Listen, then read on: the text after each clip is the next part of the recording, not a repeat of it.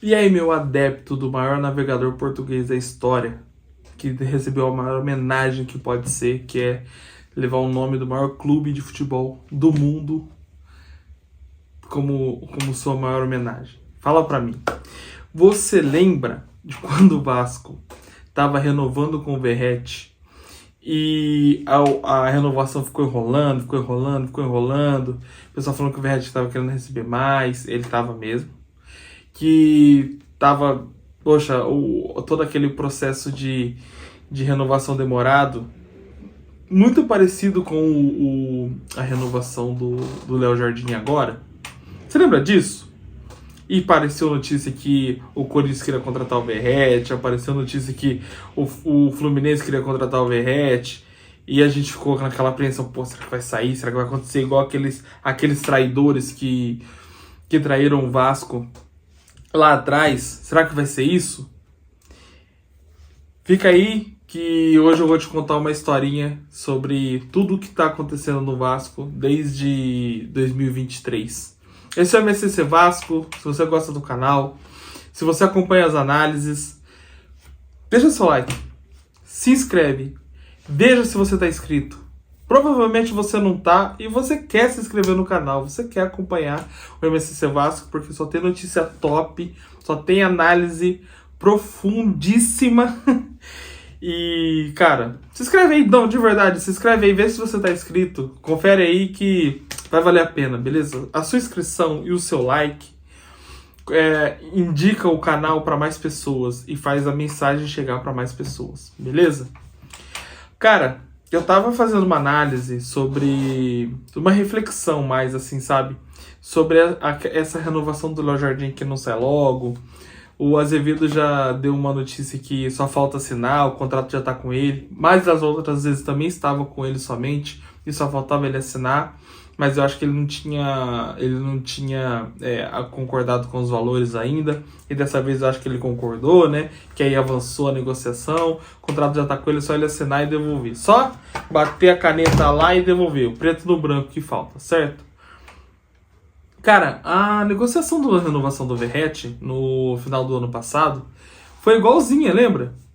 O Verratti também tinha uma cláusula de renovação, o Verratti também tinha aumento já programado e tal e tal. Só que o Verratti queria receber mais, porque ele julgava que ele recebia pouco, a negociação foi se arrastando. Mas uma coisa que a gente não lembra é que o Vasco devia o Verratti.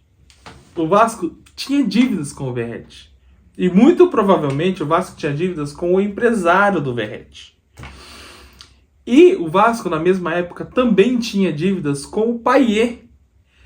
E o Payet tava triste. Lembra que o Payet tava meio triste? Não queria jogar direito. Tava com lesão o tempo todo. E tal, não sei o quê. Lembra disso? Aí a gente foi descobrir depois que o Vasco tinha dívida com o Payet. Naquela mudança da 777 pro Pedrinho. Cara, a 777 deixou um monte de dívida para trás. Deixou um monte. A 777 não estava pagando comissão de jogador, luva de contrato, comissão de empresário, luva de contrato. Tava se negando a pagar esse tipo de coisa, cara. E não tava pagando, os caras estavam irritados. O Payet tinha dívida com o Payet. Com o Verratti tinha dívida também. E aí os caras não queriam renovar, o Payet não renovou, né? Mas os caras não queriam renovar, por quê? Porque, pô, você tá devendo, você quer renovar ainda? Não vou renovar. E o Vasco, a negociação do Léo Jardim só destravou depois que o Vasco conversou com o Paulo Pitombeira. Por quê? Porque é dívida lá de trás com o cara. E aí o Léo Jardim, ele pode até querer renovar mesmo, igual ele falou, mas o Paulo Pitombeira fala assim, olha, você tá comigo, se você não renovar, se o Vasco não pagar, você não renova. Eu vou te tirar de lá porque não é justo. Os caras são pilantra comigo. Os caras são safados. Todas essas coisas, certo? Então,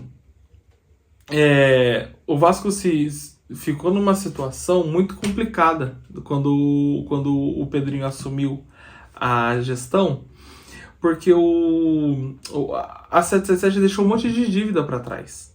Deixou dívida do João Vitor, deixou dívida do Paulinho, deixou gatilho de permanência, bônus de permanência. E o Vasco teve que pagar tudo isso. Então, era uma coisa que não estava programada para a gestão e teve que se virar para pagar. E aí, como que você contrata numa situação dessa, né? O Vasco, que bom que o Vasco ficou na Série A, deu tudo certo, tal, tal, tal. Mas isso pode complicar muito a situação do clube. Fazendo um paralelo, eu gosto de fazer um paralelo sempre com clubes que estão em situação complicada também financeiramente. E nesse caso eu quero fazer uma comparação com o Corinthians. O Corinthians teve Memphis Depay cobrando coisas que o Corinthians acordou com ele e não pagou. O Igor Coronado tá cobrando lá 27 milhões de reais, que é de luvas e parte do contrato que o Corinthians, imagem que o Corinthians deve. Isso, cara, só vai pipocando essas coisas. Por quê? Porque é acordo que os caras fazem e não cumprem. E aí, eu não cumpri aqui, mas daqui a pouco eu vou lá e pago, e vai 50 milhões. Desculpa, começa em 5 milhões, mas daqui a pouco, por exemplo, o Coronado já tá mandando uma dívida em 27 milhões, e ele quer sair do Corinthians, mas ele tem esse valor para receber. E lá ele recebe 2 milhões de reais por mês. Então, porra, é um valor considerável para qualquer clube do mundo. 2 milhões de reais por mês é muita coisa. Então, essas situações que às vezes aparecem invisíveis pra gente, que a gente não vê 100% do que está acontecendo, e só vai sair a notícia depois, a gente vai ver como que estava realmente a situação, a gente acha que, os caras não querem contratar, não sei o que, mas isso é mais um gancho da entrevista do Felipe Carregal, que pro fanático vascaíno, Fábio Azevedo, que ele falou que empresários se negaram a negociar com o Vasco, clubes se negaram a negociar com o Vasco. O Azevedo puxou um assunto que o Vasco queria um ponta lá do Atlético Mineiro, e os caras falaram assim, não, eu negocio com você, só me paga o que você me deve do Jair e do Paulo Henrique, que a 777 contratou e não pagou. Então, cara, você começa a ver essas situações, você vê que tá um pouquinho mais complicado a situação na hora que o Vasco estava, né, na verdade, na hora que o Vasco pegou, a hora que a gestão Pedrinho entrou e tirou a 777, do tanto de lambança esses caras fizeram com o nome do Vasco, cara, o nome do Vasco. E o Vasco tá trabalhando para mudar essa imagem no mercado, porque o Vasco tá com uma imagem no mercado de mal pagador. Claro, sempre foi mal pagador. E o Vasco tá trabalhando aos poucos para mudar essa situação. E mesmo o Vasco comprando a prazo, são compras planejadas e que o Vasco planeja pagar de forma correta, em dia, né? Você pode ter uma dívida, mas se você pagar ela em dia, tudo certo. Igual com o Piton, o Vasco atrasou pro Corinthians, atrasou o Léo Pelé pro São Paulo, e depois a gestão Pedrinho acabou pagando, né? Então, cara, a situação do Vasco mudou muito depois que a 777 saiu. A 777 estava esfregando o nome do Vasco na lama, completamente na lama, com esses acordos que eles fizeram e eles não cumpriram, com essas contratações que eles não pagaram, esses bônus que eles colocaram de gatilho no contrato e eles não pagaram, né? E teve que depois ser pago pelo Pedrinho, porque assim, o Pedrinho assumiu e já tinha passado do Carioca. E o João Vitor não tinha sido contratado, né? Então o pagamento foi depois. É isso, né? É isso. Desculpa, o caso do João Vitor é diferente. Mas, cara, o Paulinho, por exemplo, o Paulinho, o Vasco não tinha pago ainda, cara. E o Paulinho custou 7 milhões de reais. Com todo aquele investimento que a 777 fez, né? No Vasco, devia ter pago o cara à vista. Tinha dinheiro pra pagar o cara à vista. Por que não pagou? O Vasco passou vergonha com o Andrei Santos. O Andrei Santos foi vendido pro Chelsea. O Vasco tinha que repassar o valor pro Andrei Santos. O Vasco recebeu o dinheiro e demorou para repassar. Não sei nem se repassou, tá? Mas demorou para repassar pro Andrei. Essa eu não sei mesmo. Essa não é informação. É achismo. Mas a informação é que eles demoraram para passar. Eles demoraram pra passar o dinheiro pro cara, velho. Era o dinheiro do cara, não era o dinheiro do Vasco. O dinheiro só tinha que passar pelo Vasco e ir pra mão do cara, porque o Chelsea não poderia depositar o dinheiro direto pro cara. E não repassou o dinheiro. E como que você faz pra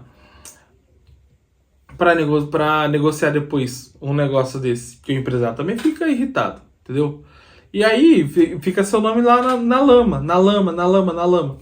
Então, muitas vezes, muitas negociações que se arrastam, que demoram, muitas vezes é problema lá de trás, que a gente ainda está resolvendo aos poucos até ficar pleno para poder, né, poder negociar de novo.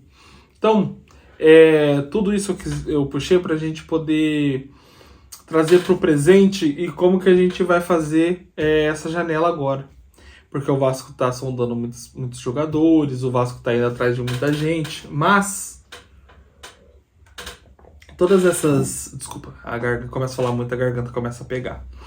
Todas essas sondagens podem ficar emperradas se o empresário não quiser negociar o jogador com o Vasco, se o Vasco tiver dívida com esse empresário. Então, vamos aguardar. Todas as negociações que chegarem, eu vou trazer aqui para vocês. Eu vou deixar uma playlist separada para isso, tá? Vou fazer uma playlist só disso, só de mercado da bola. Então vai ser a playlist de mercado da bola do Vasco. Eu vou deixar lá a playlist bonitinho, todas as atualizações para a gente ir acompanhando sempre. Cada noticiazinha que sair, a gente vai trazendo. O que tiver de mentira, igual a que eu julgo ser mentira do Zuccarello, do Barcelona querer contratar o Zuccarello, eu vou trazer aqui para vocês 100%, tá bom? Então, fica aí, acompanha, porque vai ser notícia todos os dias, é análise todos os dias. Eu vou tentar fazer 2 vídeos por dia, um só de mercado, um só de notícia, de análise administrativa e outro de mercado e análise de jogador, beleza? E também, claro, né, quando voltar os jogos, vai ter o vídeo dos jogos, o pré-jogo, o pós-jogo, que seja. E eu também tô pensando em fazer a live pré-jogo ou a live pós-jogo, pra gente poder trocar uma ideia aqui. E eu queria o seu comentário sobre esse assunto, tá? Comenta aí pra mim se você acha legal live pré-jogo, pra gente poder dar aquela aquecida pra assistir o jogo depois. Se você topar pegar uma livezinha pré-jogo, eu vou... As lives, os jogos que forem às 8... às 8 não, às 9h30 da noite, ou os jogos que forem no fim de semana, eu trago uma live pré-jogo aqui pra gente. Fechou? Bora fazer dessa forma? Se você topar, comenta aí, eu topo live. Ou eu pego live, ou eu fecho live. Comenta aí, pra mim que eu vou fazer um censo aqui pra gente poder ver se vale a pena já fazer live, se vale a pena esperar um pouquinho mais. Belezinha? Mas a minha vontade é fazer live com vocês pra gente trocar ideia. Fechou? Então, se você chegou até aqui, se você gosta do canal, deixa seu like, se inscreve também. Esse é o MCC Vasco. Tamo junto, valeu!